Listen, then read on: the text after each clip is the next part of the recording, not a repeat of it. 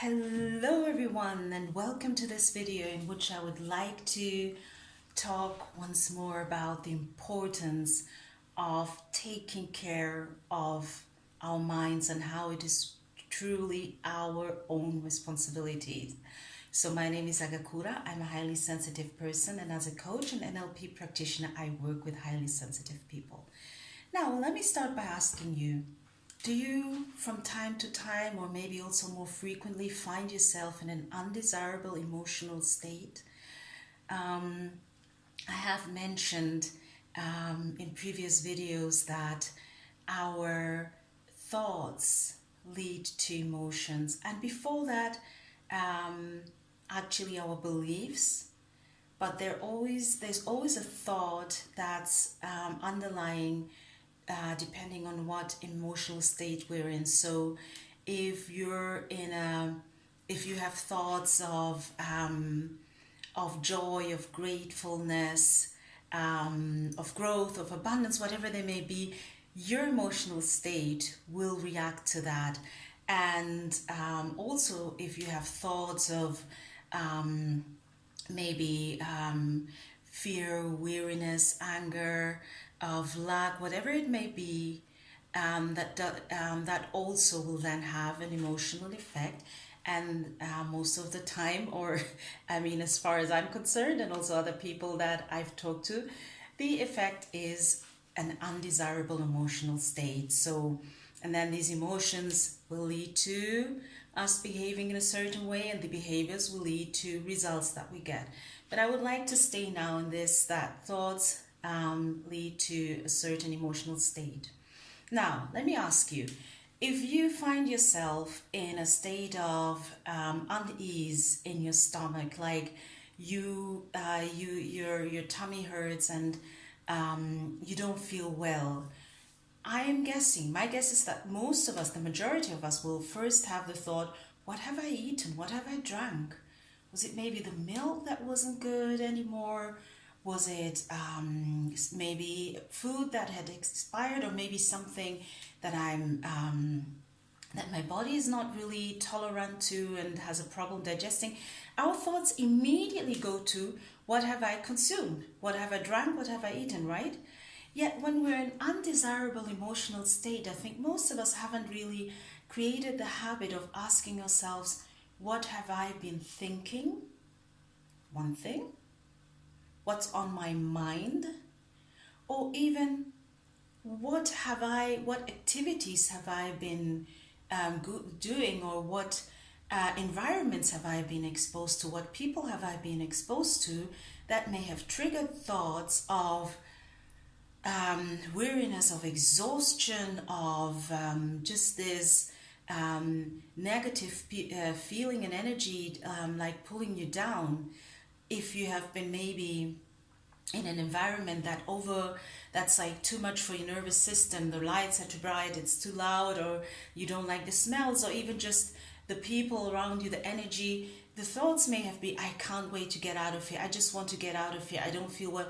And then that will affect your emotions. Or if you're with that person who will only talk negative talk all the time, everything is bad, every person, and there's like, even as much as you may try to shift and show them the positive, at some point they just keep talking and you just give up, and then you go home and you're like, I'm feeling strange. And sometimes or even just being on our own, but entertaining thoughts that will get us into an undesirable emotional state.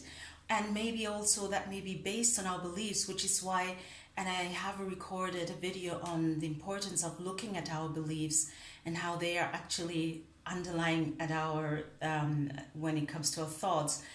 But my suggestion is that most of us have maybe not yet gotten into this thing of, just as we would when we don't feel easy in our stomach, ask ourselves, what have I eaten, what have I drank? We haven't yet fully developed this habit of, I have this undesirable emotional state, what may have caused it, what thoughts, and so on and so forth. And then what happens is that usually we will try to numb that by things that are our go-to things, maybe food, it may be just certain things that maybe also distractions, you know. Numbing is more something that most of us have learned to do when we're in an undesirable emotional state than going on a hunt of what may have led to this undesirable emotional state. Now, let me ask you, if you had this undesirable taste in your mouth, how many of you would continue throughout the day to just put something in your mouth to try to get this undesirable taste, to get rid of it?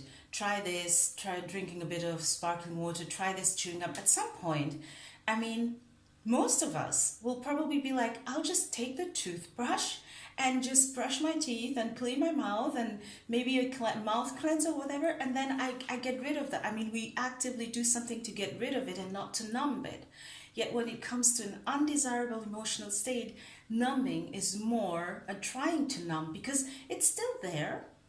Just because we are trying to distract ourselves or have food or whatever our go-tos are to numb, doesn't mean that it's going anywhere, because we haven't tended to it. And it's important in short term, but also in the long run, to learn how to take care of our minds and to really be observant about our thoughts, about our beliefs, about our thoughts, but also about any environment or people or any activities or habits or even work or workplace that may cause us to constantly be spiraled into an undesirable emotional state, and then start taking care of that in however that may look for us. It may look like limiting certain contacts, avoiding certain environments, maybe also considering a shift of work and workplace, all these things, or maybe also changing your neighborhood if you don't feel well or safe, or if you know it could look different, but just I'm here to tell you that it's important to develop that habit of really taking care of our minds, because they are what then leads us to be in a certain emotional state. And also something that, and I'm sorry if it sounds gross, I call emotional diarrhea. What is emotional diarrhea? Now, just imagine food poisoning. Some of you may be familiar with that. You've eaten something that's bad and it causes you to really be miserable. And that can also happen with our emotions, that we have the feeling they're all over the place. They're like taking over. It's like this feeling when you have food poisoning, right? This poison in you, the food that you've eaten that was poisonous and expired, takes over. Like, I hope you don't know the experience, but if you do, then you know what I mean. This feeling of having to surrender to it. And with the emotions, it's the same. Sometimes it's like, I feel like I'm in this spiral of my emotions are going everywhere. They're taking me from feeling angry, sad, and they just do the roller coaster with us. Like, you're on it and you can't stop it, but yes, you can. That's the thing. Like with the food poisoning, it's usually having to sit it out until it's gone and over and just left however it has to leave. But with the emotions, the good thing is that knowing that there are only so many things that could be responsible for that, be it that phone call, that person, that environment, that activity, that work, habit, whatever.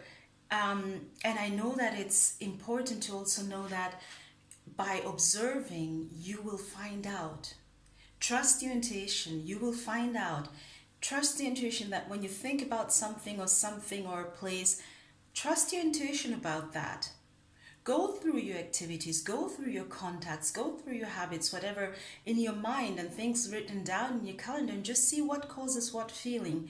But just to tell you that taking care of your mind and of your mental state is your responsibility, and your emotions, you'll be able to be in a state where you don't have the feeling that your emotions just take over, because they're not supposed to be on the driver's seat, but they need a certain feed in order for you to be desirable. It's a bit like creating an emotional photo gallery. Now let me ask you, on your phone, on your photo gallery, what pictures do you usually keep? If you're like me, you usually keep pictures that will make you smile, laugh, that will make your heart, that will warm your heart, people you love, watching people you love, having fun, places you love, beautiful sunsets. I have sunsets. I have pictures of sunsets that have been sent to me by friends from places that I've never been to, but I look at them and, oh, my heart just warms. Or my nieces, friends, their children, and so on and so forth. I don't keep pictures in my photo gallery on my phone that I have to skip and that I don't want to look at.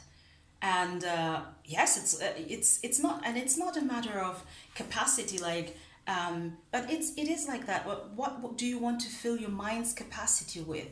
What pictures do you want to constantly look at in your mind, and create your emotional photo gallery, your mental photo gallery, that will also lead to you having the feelings that you desire. And to just, if only you walk away with one thing, I would like you to walk away with the thought that you can control the things that your mind takes up.